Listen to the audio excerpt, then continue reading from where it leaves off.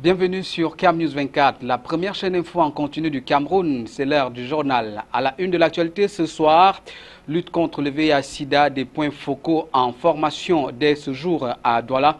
Après la session de mars 2015, le forum de 2 jours intègre l'approche JAR dans la vulgarisation des outils méthodologiques dans les familles et autres milieux sociaux professionnels. Il n'y a pas de saut métier. Les acteurs et professionnels de l'esthétique et de la coiffure l'ont compris à Marois, où le Fonds national de l'emploi a organisé une sectorielle ce jour. Évocation des objectifs de cette rencontre dans ce journal. Une fois de plus, bienvenue au journal édition grand format de ce 8 décembre 2015 sur Cam News 24. Activité dans les collectivités territoriales décentralisées, les mairies du Vouri préparent déjà le concours de la commune la plus propre du département. C'est à l'effet de ménager sa monture pour ce grand challenge que la mairie de Douala 1er a procédé ce jour au lancement de la 2e édition de la fête de la propreté. Le chronogramme des activités étalé sur une semaine sera essentiellement basé sur les journées portes ouvertes, la sensibilisation, l'éducation environnementale, les descentes sur le terrain et des actions de propreté intégrale de grande envergure sur l'ensemble de la circonscription administrative de Douala 1er, nous dit Donald Agnusois Josué Ngonga. C'est un prélude au concours de la commune la plus propre du département du Vouri et au concours intracommunaux que la commune d'arrondissement de Douala 1er a procédé ce 8 décembre au lancement de la 2e édition de la fête de la propreté. Il est question ici d'inviter les riverains, les entreprises publiques, parapubliques et privées à initier chacun à son niveau des actions citoyennes de propreté dans son espace environnemental, ce d'autant plus que la propreté, vu son importance, reste l'affaire de tous. La mairie de Douala 1er va organiser une grande semaine pour la manifestation de la propreté. Aujourd'hui, c'est le lancement de cette semaine parce que vous savez que nous avons une mission, celle d'éradiquer l'insalubrité à Douala 1er. Donc de concert avec le préfet du département du Vouri et le délégué du gouvernement auprès de la communauté urbaine, nous avons décidé pendant une semaine, et c'est la 2e édition cette année, n'est-ce pas, d'informer, de sensibiliser davantage, de communiquer sur ce problème de la propreté, dont nous savons tous que c'est un très grand mal qu'il faut, comme je l'ai dit tout à l'heure, qu'il faudrait éradiquer. Le concept de la fête de la propreté, perçu comme la phase préparatoire du concours de la commune la plus propre, est approuvé par bon nombre d'acteurs de la société civile, déterminés à conserver les acquis du passé. Nous sommes des partenaires, vraiment, pas que partenaires, on est déjà comme Douala 1er, parce que quand tu travailles, même pied d'égalité avec Douala 1er, ce que tu as avec eux. Je voulais vous dire, on a travaillé et on a gagné le premier prime de marché le plus propre. Et en 2015, on va faire plus que ça. Et puisqu'il est question du lien entre l'insalubrité, les produits consommés et l'incivisme, le sous-préfet de l'arrondissement de Douala 1er, Jean-Marc Ekwambarga, projette de mettre en application les mesures répressives pour que Douala 1er, en matière de propreté, reste véritablement premier en cette période sensible et mouvementée des fêtes de fin d'année et de nouvel an. Doter les points focaux JAR du département du Vouri d'outils méthodologiques indispensables à l'appropriation de l'approche JAR en tant qu'instrument de développement, sa vulgarisation et le suivi de son intégration progressive au sein des familles et en milieu socio-professionnel. Tel est donc l'objectif d'un forum de 2 jours ouvert ce 8 décembre 2015 à Douala. Le dit forum constitue la suite d'une première session de capacitation tenue au mois de mars 2015 où 84 points focaux JAR avaient donc reçu une formation. Apollinaire Zobelbon et Josué Ngonga. Les statistiques disponibles dans le répertoire du monde politique, administratif et économique pour l'année 2015 au Cameroun révèlent que seules 25 251 femmes sont chefs d'entreprise contre 52 149 hommes, soit un pourcentage de 32,62%. Une seule femme est recteur d'université sur les 8 que compte l'État du Cameroun. Sur le plan de la gouvernance, les statistiques pour la période allant de 2013 à 2018 ressortent un total de 10 femmes sur 67 pour les ministres et assimilés, 54 femmes députées à l'Assemblée nationale sur 180, 21 femmes sont représentées au Sénat sur un total de 100 et l'on dénombre 30 maires femmes sur les 360 que compte le Cameroun. Tous ces chiffres montrent à quel point les femmes restent encore faiblement représentées dans les hautes sphères décisionnelles du Cameroun. Et c'est pour réfléchir sur la question que les femmes, points focaux de plusieurs structures du département du Vouri, se sont retrouvées ce 8 décembre 2015 à Douala pour ce forum de 2 jours organisé à leur intention. Il est donc question de renforcer les capacités de ces points focaux qui ont été désignés par leurs différentes administrations et qui seront des relais du ministère de la Promotion de la Femme et de la Famille pour la prise en compte des questions de genre dans leur environnement professionnel et même familial. Elles sont au total 110 points focaux qui seront encadrés pendant ces 2 jours par quelques facilitateurs du ministère de la Promotion de la Femme et de la Famille. Les points focaux genre des administrations publiques, parapubliques et privées doivent avoir bonne connaissance du cadre juridique qui existe aujourd'hui. Prenons le cas au niveau international, où le Cameroun a ratifié la quasi-totalité des instruments juridiques. Alors il est tout à fait normal que le point focal genre puisse les maîtriser parce qu'elle aura justement à pouvoir utiliser ça dans le cadre de ses attributions quotidiennes. C'est dans l'espoir de voir les participants tirer profit du dit forum que l'inspecteur général de la région du littoral, représentant le gouverneur, a ouvert les travaux de Douala.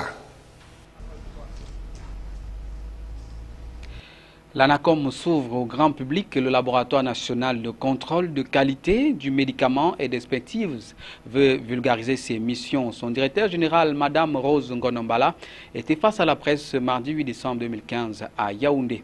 Le compte rendu de Salomon Foué, Joseph Ateba, Éric Tiché pour le récit. Une semaine de sensibilisation sur les missions du laboratoire national de contrôle de qualité des médicaments et d'expertise. C'était la principale annonce faite par le directeur général de l'ANACOM, un établissement public d'administration créé le 12 mars 1996. Face aux professionnels des médias, le docteur Rose Ngonombala se dit déterminé à sortir l'ANACOM de l'anonymat et faire connaître les missions de la structure qu'elle dirige au grand public. Il s'agit entre autres du contrôle de la qualité des médicaments et produits pharmaceutiques, de l'émission des avis sur la qualité des médicaments importés ou fabriqués localement, de l'émission des avis sur le respect par les établissements pharmaceutiques, des normes de fabrication, de contrôle, de conditionnement, de stockage, de distribution et laboratoire. De l'avis de Madame le directeur général de l'ANACOM, le grand public sera davantage édifié au cours de la semaine portes ouvertes que son institution a initié et démarré depuis hier. Ces missions effectuées pour la plupart en parfaite intelligence avec l'Agence des normes et de la qualité l'ANOR sont élargies à la réalisation des expertises des médicaments mis sur le marché national en provenance d'autres pays à la demande de l'administration, des organismes internationaux, publics ou privés, ainsi que le contrôle de la qualité des cosmétiques, des produits vétérinaires, l'identification et l'analyse des drogues et le contrôle de la qualité des produits agroalimentaires et diététiques. Actualité en bref à présent, le ministre de l'Agriculture et du Développement rural, Henri Eyebe Aïssi, a présidé ce mardi 8 décembre 2015 à Yaoundé la cérémonie d'ouverture des travaux de l'atelier international dédié à la définition du rôle du Conseil phytosanitaire international. Et bien évidemment, pendant 5 jours, les participants venus du Ghana, de l'Éthiopie, de la Gambie, du Sénégal, du Burkina Faso, de la Côte d'Ivoire, de l'Ouganda, de la Sierra Leone, du Togo et bien sûr du Cameroun sont outillés sur le renforcement des systèmes de gestion des maladies des plantes en rapport avec la santé des consommateurs. Il sera question à la fin des travaux de se doter d'une stratégie commune de lutter contre les maladies des plantes responsables de la chute de la production agricole dans le continent noir. Sur les enjeux de cette formation qui se fait avec la collaboration de l'Union africaine et l'Union européenne relativement au respect des normes édictées à l'international pour le traitement des maladies des plantes. Écoutons le ministre de l'Agriculture, du Développement rural, Henri Eyebe Aïssi, ainsi que Françoise Collet de l'Union européenne au micro de Salomon Foué. Les enjeux portent, comme cela a été dit, déjà sur, quand on parle santé, la sécurité des consommateurs. Il faut garantir cette sécurité. Il y a des normes internationales, il y a une convention qui a été élaborée dans ce domaine-là. Les enjeux portent également sur l'impact des problèmes de santé sur la production, sur le volume de la production. Les maladies des plantes peuvent impacter négativement sur la production. Et nous avons également un enjeu sur les volumes à partir de la production, le volume des exploitations, donc du commerce. Vous produisez moins, vous vendez moins. Donc les enjeux sont à triple niveau, au plan de la sécurité des consommateurs, au plan de ce qui concerne le volume de la production et par conséquent le volume des échanges. Vous avez plutôt suivi le ministre Henri Eyebe ici. La loi sur la décentralisation a occupé l'essentiel des débats au cours du conclave qui a réuni ce mardi à Yaoundé les magistrats municipaux et autres élus locaux autour du ministre de l'administration territoriale et de la décentralisation René Emmanuel Sadi. L'indice de développement local était à l'occasion présenté aux magistrats municipaux. Pendant cette rencontre, les préoccupations des 360 communes et 14 communautés urbaines ont tourné autour du relèvement des enveloppes dégagées par les ministères sectoriels dans le cadre du transfert des compétences et des ressources au bénéfice des collectivités territoriales décentralisées. À ce sujet, écoutons le ministre René Emmanuel Sadi au micro de Salomon Foué. Le transfert des compétences, comme vous le savez, selon la loi de 2004 sur la décentralisation, doit être accompagné d'un transfert de ressources correspondantes. C'est ça la loi. Et c'est ce qui se fait. Les ministères transmettent des compétences aux communes et ce transfert est accompagné de ressources. C'est vrai que la plupart des communes estiment que ces ressources restent un peu en deçà des besoins. Mais une réflexion est en cours pour voir comment est-ce que l'État pourrait envisager une augmentation des ressources mises à la disposition des communes à travers les départements ministériels. Mais vous savez aussi que nous avons le FECOM qui est pratiquement la banque des communes qui centralise les impôts communaux, les centimes additionnels et participe donc procède à une répartition selon des mécanismes propres à cet organisme, à une répartition à nos différentes communes, nos 360 communes et 14 communautés urbaines, des ressources qui sont mobilisées. Toujours dans la territoriale sécurisation de l'état civil, la question préoccupe les autorités administratives de la région du littoral. Le préfet du Vouri Nasséré, Paul Beya, l'a évoqué le problème donc au cours de la visite de service que vient d'effectuer le gouverneur dans les services déconcentrés d'administration territoriale dans la ville de Douala. L'inquiétude viendrait ici de la délivrance anarchique des pièces qui sont liées. À cela s'ajoute donc la poussée démographique de la population qui poserait à son tour le problème de la sécurisation de la nationalité camerounaise. Reportage. En marge de la visite des services préfectoraux par le gouverneur à Douala le 7 décembre 2015, le préfet du département du Vouri Nassiri Paul Beya a confié à Samuel Dieudonné Ivara Dibois que les services d'état civil de son unité administrative font face à plusieurs difficultés, parmi lesquelles le non-paiement depuis 3 ans du loyer d'un centre d'état civil dans l'arrondissement de Douala 2e, la mairie refusant d'honorer son contrat avec le bailleur de ce centre d'état civil. L'occasion faisant le larron, nous nous sommes rendus à la sous-préfecture de Douala 3e, précisément au centre secondaire d'état civil Bassa, Logbaba, question de toucher du doigt les difficultés évoquées de façon globale par le préfet. Ici, si l'on ne demande pas la situation difficile des services d'état civil dans le Vouri, les vicissitudes viennent d'abord du trafic de faux actes à l'origine de ces groupes qui font dans la vente non contrôlée des imprimés de différents actes. Un technicien de l'état civil, je vais vous dire que ce n'est pas des officiers qui font le bordel dans l'état civil. C'est tout le monde qui fait le faux. Surtout les gars qui vendent des imprimés à côté des centres ou bien des mairies. ce n'est pas des officiers. Les difficultés sont d'ailleurs nombreuses, entre autres la rareté des registres et les conditions de travail pas toujours agréables, d'où la porte ouverte à l'exigence des frais supplémentaires pour l'établissement des différents actes. Dans l'ordonnance qui régit l'état civil, l'ordonnance 81-02 du 29 juin 1981, ça disait que pour être officier d'état civil, il faut savoir lire et écrire, avoir même au minimum le CP. Mais il y a quelques officiers qu'on a qui sont illettrés complètement. Ça veut dire que le secrétaire peut faire tout ce bordel, dans son bordel là, la main seulement l'officier pour lui, ici, rien que. Hein, pour avoir l'honneur qu'il est officier, mais on ne connaît même pas ce qu'il est en train de signer.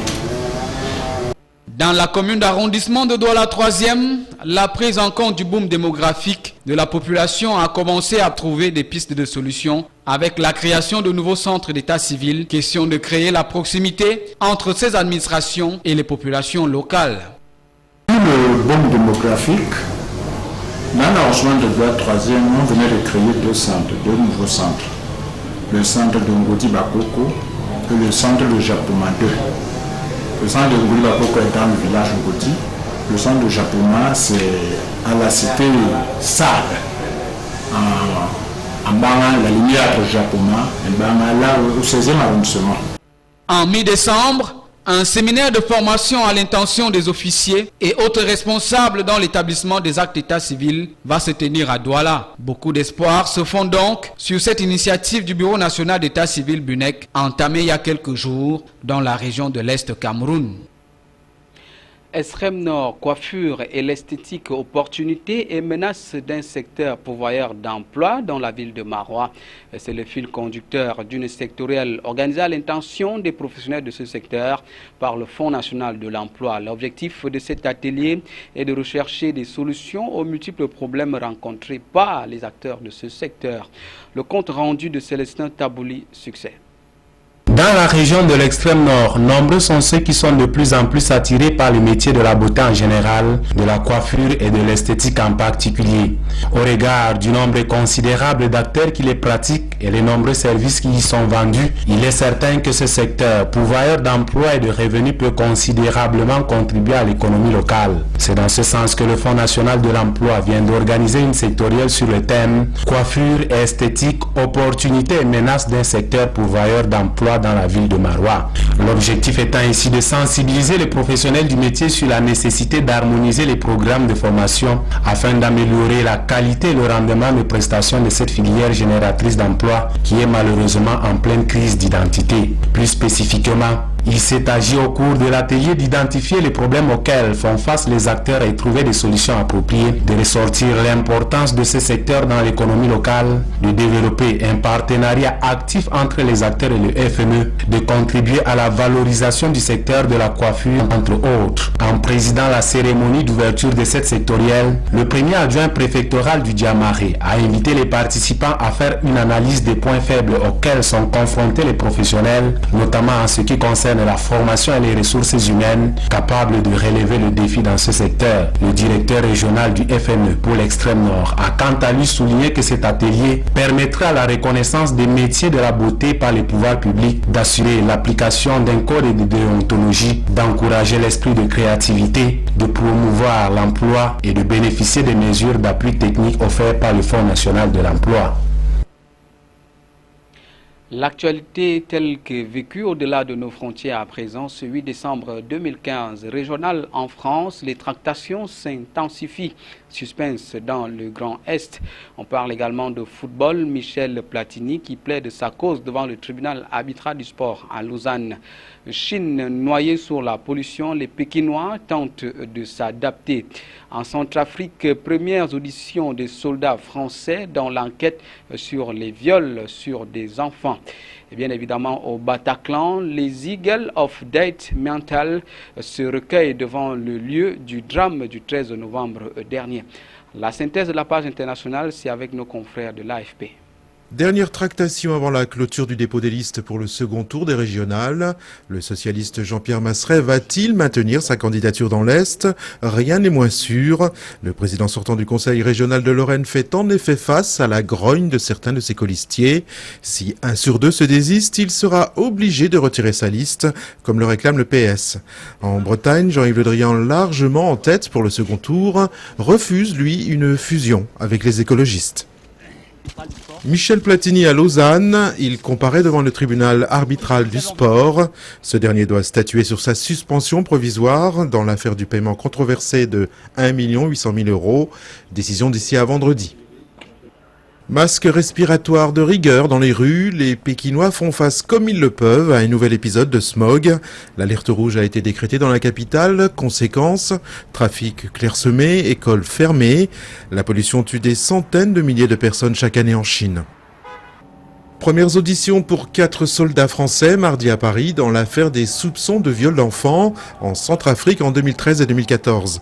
Des militaires français de l'opération Sangaris auraient profité de la misère des enfants dans les camps pour leur faire subir des abus sexuels contre de la nourriture.